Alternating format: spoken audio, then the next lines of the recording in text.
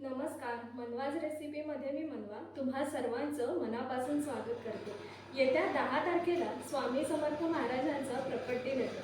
त्यानिमित्त त्यांच्या आवडीचे बेसनाचे लाडू कसे करायचे ते आपण बघूया। बेसनाचे लाडू करण्यासाठी लागणारे साहित्य आहे, मी इथे अर्धा किलो बेसन घेतले, 400 ग्रॅम पिठी साखर, अंदाजे 100 ते 150 ग्रॅम तूप आहे आणि थोडंसं दूध आहे। चला तर मग आपण रेसिपीला सुरुवात करूया। बेसनचे लाडू करण्यासाठी सुरुवातीला मी इथे कढई गरम करत ठेवले, त्याच्यामध्ये मी इथे 2 ते 3 चमचे साजूक तूप घालून घेते।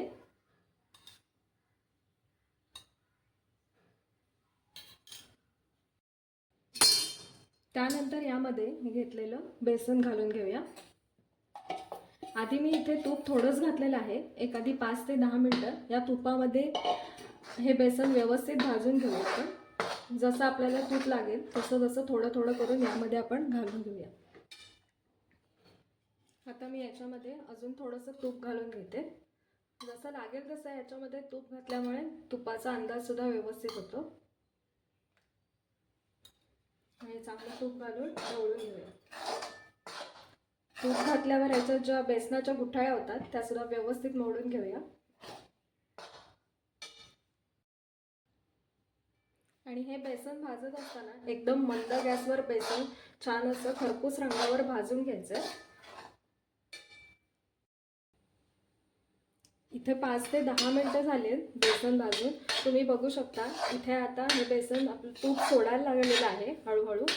अजून एक 15 ते 20 मिनिटं तरी हे बेसन चांगलं भाजून घ्यायचं आहे। ह्याचा छान असा खमंग वास सुटेपर्यंत बेसन भाजून घेणार आहोत आपण। गॅस एकदम मीडियम ठेवून बेसन भाजून घ्यायचं आहे आपण।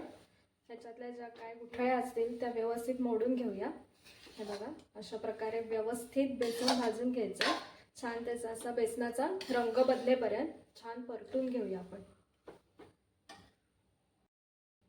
आता एक 20 मिनिटं आपलं बेसन चांगलं भाजून झालेलं आहे। त्यानंतर मी काय करणार आहे, इथे 1 ते 2 चमचे दूध घेतलंय आणि त्याच्यामध्ये अगदी चिमूटभर हळद घातले। आता आपण ते दूध यामध्ये टाकून घेऊया। याच्यामुळे काय होतं, हळदीमुळे आपल्या लाडवाला रंगही छान येतो आणि दुधामुळे एक छान असं टेक्स्चर सुद्धा येतं। माझी आई जेव्हा बेसनचे लाडू करते तेव्हा ती अशा प्रकारे करते। दूध घातल्यावर पुन्हा एकदा हे चांगलं ढवळून घेऊया आपण। अशा प्रकारे व्यवस्थित ढवळून घ्यायचं।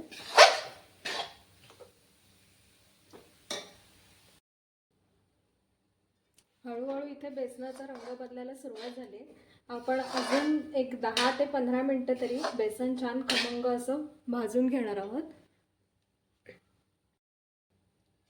जेवढं बेसन छान खमंग भाजलं जातं तेवढे आपले लाडू सुद्धा चांगले होतात। म्हणजे असे जे टाळूला चिकटतात तसे चिकटत नाहीत। त्यामुळे बेसन अगदी व्यवस्थित मंद गॅसवरच भाजून घेऊया आपण। इथे आपलं बेसन छान भाजून झालेलं आहे, त्याचा छान असा खमंग खरपूस असा वास सुद्धा सुटलाय आणि तुम्ही बघू शकता बेसनाचा रंग सुद्धा खूप छान बदललाय आणि बेसनाने त्याच्यातलं सगळं तूप बाहेर सोडायला सुरुवात केलेली आहे। आता आपण या खालचा गॅस बंद करून घेऊया।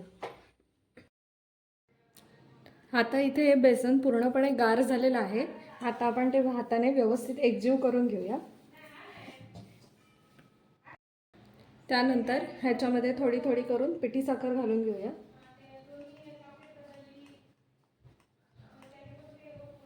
पिठी साखर घालून परत हे मिश्रण व्यवस्थित मिसळून घेऊया। या बेसनामध्ये हे मिश्रण एकजीव करून घ्यायचं आहे।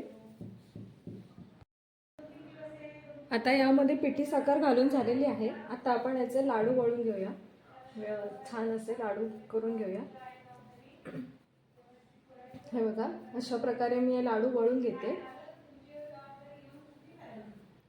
इथे आपले बेसनचे लाडू बनवून तयार आहेत। तुम्ही सुद्धा या प्रकट दिनाला स्वामींच्या आवडीचे बेसनचे लाडू नक्की करून बघा आणि माझी रेसिपी आवडली असेल तर माझ्या चॅनलला लाईक, शेअर आणि सबस्क्राईब नक्की करा।